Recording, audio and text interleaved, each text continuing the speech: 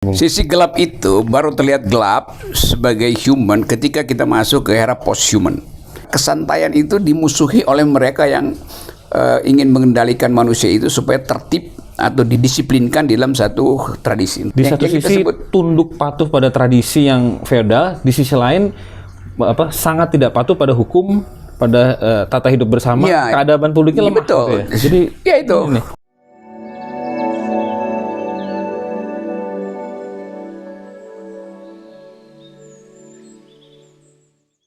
Jadi kembali ke filsafat dan hidup yang santai. Ya. Nah, gue pengen ngomongin yang gelap-gelap nih, Bung. Kan musuh-musuh sikap santai itu kan depresi, ketakutan. Tadi lo bilang ketakutan berpikir, ketakutan pada argumen, terus krisis eksistensial, kesepian.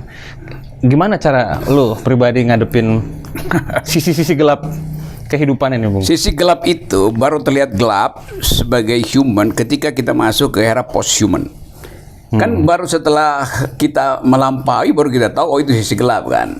Jadi konsekuensi dari mengatakan ada sisi gelap dalam kehidupan artinya kita udah melampaui itu dan sebetulnya udah nggak ada lagi tuh. Tapi sebagai jadi lu udah nggak mengalami itu lagi atau? Sebetulnya udah nggak mengalami kan. Hanya dia tinggal sebagai file. Ada file itu untuk komparasi dengan orang lain tuh. Jadi kalau kita bilang misalnya dulu siapa tuh Adorno mengubah konsep ini ada manusia baru. Oh iya, manusia baru itu bukan objek yang baru tapi subjek yang memahami itu yang baru kan. Jadi kita bilang ada sisi gelap.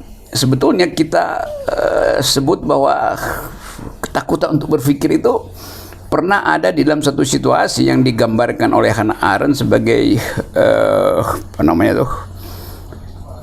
berpikir di dalam keadaan kegelapan. Ada bukunya itu Thinking in the Dark Age, Dark Era itu. Tapi pada waktu itu Hannah Arendt mau memperlihatkan bahwa dia bisa survive di dalam keadaan fasisme atau totalitarisme itu. Nah kita sekarang kita nggak bisa rumuskan the thing called totalitarianism itu apa itu. Karena dalam Indonesia misalnya nggak ada totalitarisme karena semuanya dasarnya hukum. Jadi totalitarianisme disembunyikan di dalam konsep hukum. Ini yang soal negara hukum tadi ya. Negara hukum tuh. Lalu ada perpu itu totaliter. Tapi kan itu produk hukum. Iya, tapi mestinya jangan dipakai dong. Gitu. Iya, itu dibutuhkan keadaan mendesak aja. Iya, state of emergency segala macam itu tuh. Tapi yang lain sebetulnya tadi tuh. Kenapa kita takut berpikir? Karena kita dikepung oleh agama tuh. Karena kita dikepung oleh tradisi itu. Bukan agama ansih, tetapi interpretasi tentang agama yang menganggap berpikir itu bisa membatalkan iman. Kan begitu kan? Atau paling nggak menunda surga gitu. Padahal berpikir itu surga ya, kita bilangnya. Itu. Kita tadi bilangnya berpikir itu surga. Berpikir itu adalah surga. Dan kan kalau kita berpikir kita mesti maksimalkan. Termasuk memikirkan ada nggak sih surga itu kan. Iya. Jadi itu kan konsep yang ditakuti oleh agama. Nah, kita harus terobos itu. Bahkan kalau orang bilang ateisme, loh dalam semua agama ada versi ateisme tuh. Di Kristen ada ateisme, di Islam ada ateismenya. Tapi itu bukan teologinya, filosofinya tuh. Jadi betul tadi Res, kalau lu ungkapkan misalnya ya kesantaian itu dimusuhi oleh mereka yang ingin mengendalikan manusia itu supaya tertib atau didisiplinkan di dalam satu tradisi, entah tradisi feodal, tradisi agama. Nah itu dulu yang ditentang oleh Foucault bahwa tubuh kita itu apa istilahnya itu jadi objek disiplin ya? Iya, jadi kepatuhan gitu. Apa istilahnya penundukan itu apa ada istilahnya tuh? Ya, nanti kita ketemu lah. Lupa gue juga. Iya, jadi pendisiplinan ya, pendisiplinan. Sekolah, agama. Jadi konsep-konsep itu yang sampai sekarang masih ada kan di kita tuh. Apalagi di Indonesia tuh itu. Pakai seragam, baris. Ya itu masih mending tuh kelihatan. Yang bahaya tuh basa-basinya tuh. Basa-basi itu menjengkelkan kan. Dia mau sesuatu ingin mendisiplinkan kita, dia muter dulu, dia minta supaya kita pahami sendiri itu. Itu artinya dia sendiri sebetulnya dikepung atau dikerdilkan oleh cara berpikirnya. Sehingga dia mesti muter. Kirim sinyal, kalau ini dikirim hermeneutics, ini yang dikirim Hermes. Supaya kita diam sogok pakai Hermes. Hermes. Gitu Res, ha? Right? Iya.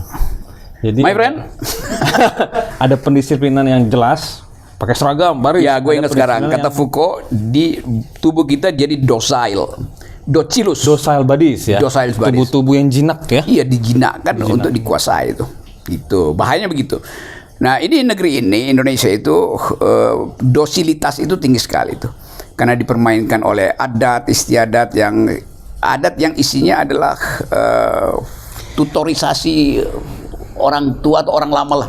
Tutorisasi yang feodalistik. Feodalisme.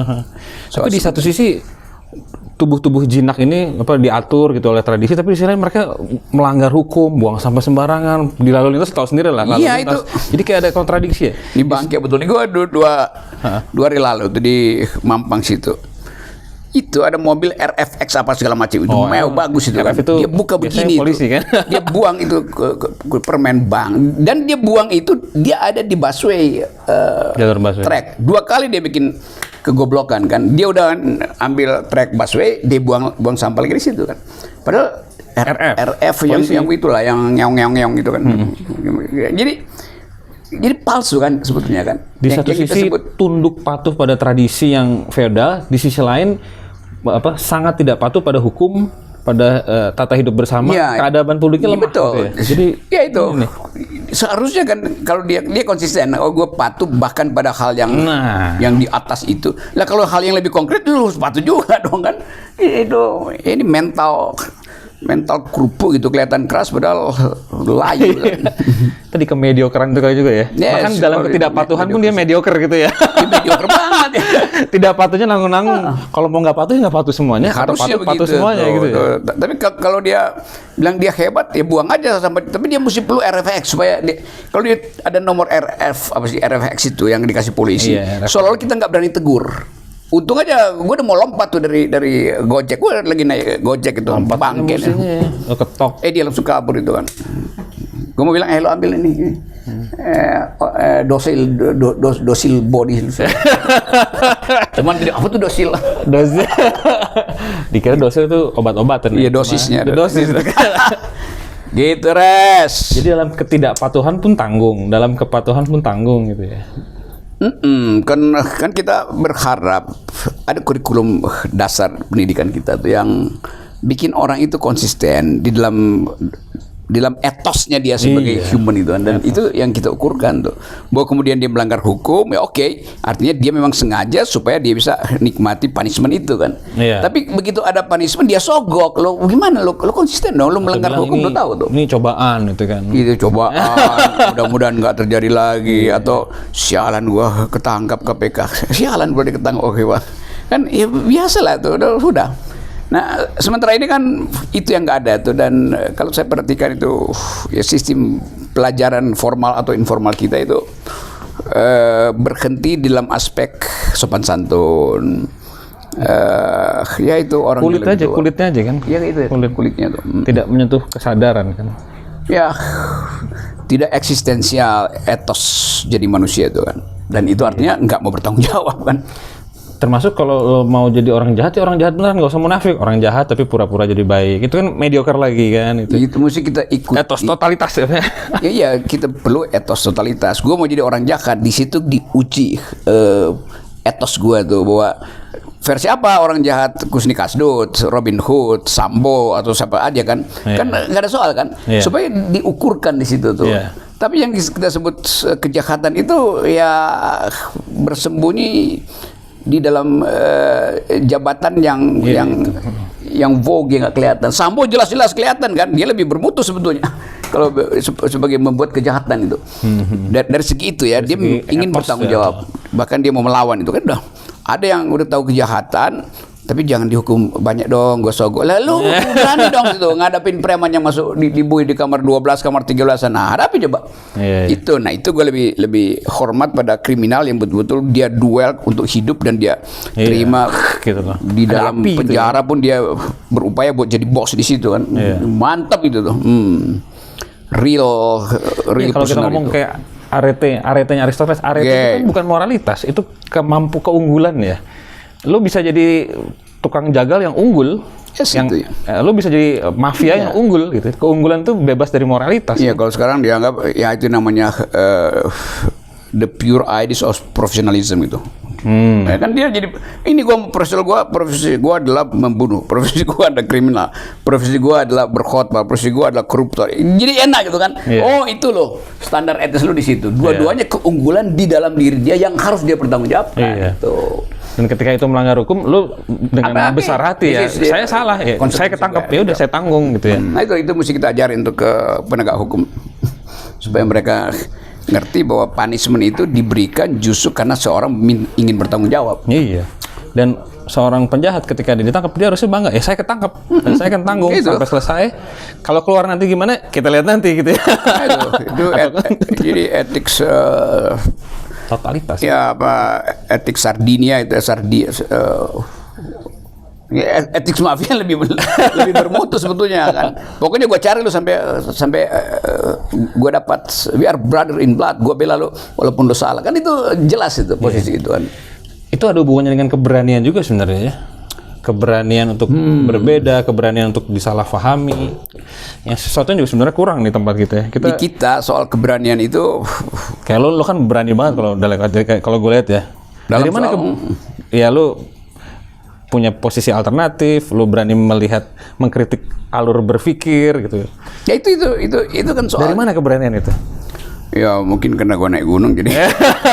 Gunung apa? Gunung kembar bukan? Ya ada gunung yang tinggi, ada gunung yang cukup rendah kan, tanpa harus didaki dengan jari aja bisa. Nggak perlu dengan kaki. Ada gunung yang harus didaki dengan jari, dengan kaki, ada yang cukup dengan jari. Nah, itu. Dengan hidung. Oh, ya dengan hidung kalau di puncak. Silakan tafsirkan sendiri netizen. Ya, ini pembicaraan ngaco yang ada idenya itu. Idenya yang ngaco itu. Kengacoan sebagai ide. Gitu. Ini kalau ada anak-anak menulis, ini namanya postmodern. Nah, bisa begitu kan? Gitu. Nah, next problem. Lu pernah ngerasa takut nggak? Takut itu terjadi kalau tadi kan lu cerita mau digusur lah atau apa. Ini kan menurut gua udah surga ini. Tapi ya orang bilang sama itu lu takut nggak bisa, itu kata takut itu udah membuat kita nggak mau bergerak tuh kan. Jadi kalau ketakutan itu dipepetkan oleh musuh, kita ngelawan kan. Jadi semakin dipepetkan orang jadi berani justru kan. Kan kita sebut takut kan karena ada ancaman eksternal, bukan karena kondisi hormon kita yang kalau angst lu punya kecemasan angst itu bisa. Kalau kita sebut angst itu karena kayak misalnya wah gue udah umur segini, nanti kalau gue mati gimana, tua gue Enggak, kalau itu enggak ada tuh. Enggak ada yang nemenin itu. Banyak yang nemenin lah ya. Banyak tinggal pilih ya. Tinggal pilih. Itu cuma soal ada asuransi jiwa, ada asuransi hati kan. Itu menarik tuh, asuransi hati gimana tuh? Iya, asuransi hati kan kita nggak tahu tuh siapa yang akan menyatakan sebagai pewaris hati kan, kita nggak tahu atau dia akan klaim. Tapi kalau soal angst itu terutama kalau kita ada dalam kondisi batas gitu. Jaspers grand situation itu kan. Lalu kita memilih, kita mau menumbuhkan second opinion untuk diri sendiri, atau kita abaikan itu dan kita masuk pada nihilisme. Nah, bagi gua sebetulnya jadi nihilis lebih enteng daripada harus deal dengan keadaan. Karena semua faktor ketika kita dalam situasi angst itu juga oscillating kan. Jadi faktor-faktor itu memperpanjang anxiety kita itu. Nah, itu justru tidak jadi santai kan. Tapi begitu lo ada dalam situasi angst tadi itu, situasi kecemasan eksistensial. Dimana mungkin lo seperti meragukan diri lo sendiri gini. Pernah di posisi itu gitu ya? Iya, itu ada itu. Tapi gue punya semacam kanalisasi kan. Kalau gue bilang gue mau jadi seorang nihilis. Analisasi atau kanalisasi? Kanalisasi. Kanalisasi itu bukan analisasi. Bukan, itu analisasi itu di atas maghrib tuh. Kalau kanalisasi sebelum maghrib. Kemis ya. Kemis ya analisa. Ini bingung yang nonton ini percakapan dua orang ngaco itu. Jadi jangan cari referensi gitu ya. Kalau misalnya gue bilang kanal tuh dia. Kanal itu mengarah kepada nihilisme. Kita mesti uji juga. Nihilisme itu ada dua aspek, yang negatif atau yang menegasikan yang positif atau yang mempositifkan yang negatif kan begitu kan. Kalau bilang gue menjadi nihilis artinya bisa berarti gue meniadakan yang ada atau gue mengadakan yang tiada kan. Jadi yang tidak ada saya bawa. Seperti lo menari-nari gitu ya? Ya. Menari-nari. Jadi ya itu yang gue suka dalam situasi oscillating begini-begini, jangan mati tuh kan. Itu nihil bener itu. Nihil bener itu. Itu aja kan.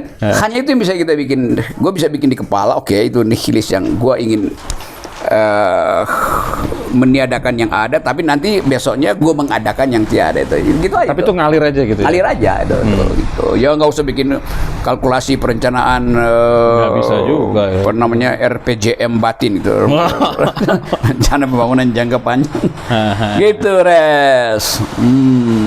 Yoi. Jadi kalau lo sedang mengalami angst gitu ya, atau bermain di ranah nihilis, lo diem dulu, besok lihat apa lagi yang lo bisa hadirkan gitu ya. Nilai apa lagi yang bisa lo bangkitkan. Yang besok itu artinya detik berikutnya kan, nggak harus besok tunggu matahari terbit. Itu angstnya udah keburu diselesaikan di kasur. Karena kalau gue lihat interview lo di YouTube, tulisan-tulisan lo nggak nihilis, lo res publica, lo. Oh ya, di secara publik res publika.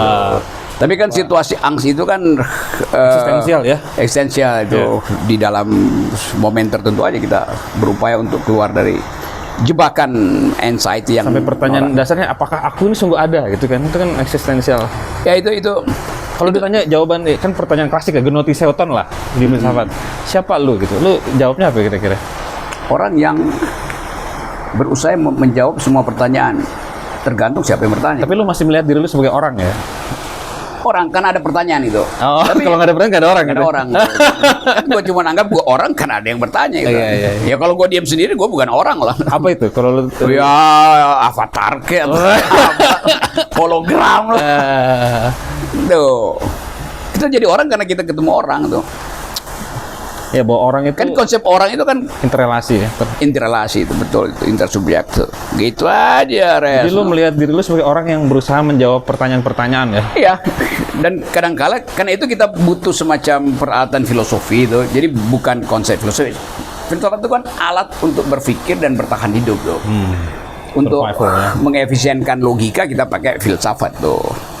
Nah misalnya ini orang, jadi kita bisa lihat kebutuhan kita untuk menjadi orang karena kita melihat orang lain, atau relasi apa yang disebut oleh siapa namanya itu Emmanuel Levinas. Levinas, Buber, macam-macam yang begituan. Aku adalah aku di dalam kamu, wajahmu menarik apa gitu. Tapi itu era Levinas, Buber. Era ketika orang semacam Levinas, Buber, Gabriel Marcel itu ada di dalam atau dikondisikan oleh semacam pseudo-teologi kan. Bahwa kebaikan itu ada balasannya tuh. Ya kita nggak ada di situ lah itu. Soal jadi transaksi jatuhnya. Jadi transaksi akhirnya kalau bisa semakin banyak melihat wajah orang supaya bisa masuk surga kan, berbuat baik. Itu kan juga ya agak nipu juga kan Levinas sebetulnya kan. Pseudo-teologi ya. Pseudo-teologi ada di situ. Atau pseudo-filosofi atau pseudo-teologi lah. Iya. Karena jangan kita pseudokan filosofi. Maksudnya teologi yang diseudokan. Karena dia mau memaksimalkan sesuatu, maka kita mesti anggap dia pseudo itu kan. Iya. Itu gitu. Ini kan konsep yang mungkin orang yang nggak belajar filsafat juga alami itu sebagai pengalaman real. Mak itu nggak pernah belajar John Rawls, John Locke, tapi dia tahu apa itu justice. Hanya dengan melihat dompet yang tinggal 20.000 kan. Sementara dia tahu harga cabai di pasar itu harga cabai ini bagaimana ini dia tahu. Dia jangan ajarin mama soal justice karena tiap hari dia udah bergaul dengan justice. Bagi bapaknya nggak jelas penghasilannya gitu ya. Ya BPJS-nya belum bayar padahal sebetulnya BPJS mestinya gratis kan. Jadi pusing. Jadi gitu nih. Nyerempet-nyerempetnya begitu kan. Apalagi dia lihat aduh ini LPG 3 kg sekarang disuruh Jokowi untuk dijual di depot aja, nggak boleh dijual di warung. Dia bingung lagi kan. Padahal waktu dia beli ke warung, dia bikin percakapan dengan tukang warung kan. Gimana gorengannya Bu? Senang dia tuh. Sekarang dia mesti ngantri. Ngantri itu kan teknis betul kan. Nggak ada depot yang mau aja dia ngomong. Dehumanisasi ngantri itu dalam upaya efisienkan energi. Jadi itulah suasana itu yang kadang-kala hilang di dalam rapat-rapat kabinet kan, karena rapat kabinet kan cuma melihat angka makronya berapa. Technicality itu membatalkan relasi etis dari manusia. Nah itu tema-tema Horkheimer segala macam lah itu kan. Ya, teknologi sebagai ideologi itu kan. Ya gitu-gitu tuh. Udah ya, apa lagi ya? Udah ya sip ya. Daging semua kata editor. Ya yang ngomong tulang ya. Berarti mesti ditempelin daging dia, baru bisa jadi organ kan. Iya, nanti malam lah. Dari sini langsung lah. Makasih Bang ya. Yoi. Kapan-kapan kita undang lagi, cari tema-tema yang seksi lah kita. Itu aja nih ngocok-ngocok begini. Barang yang masuk barang itu.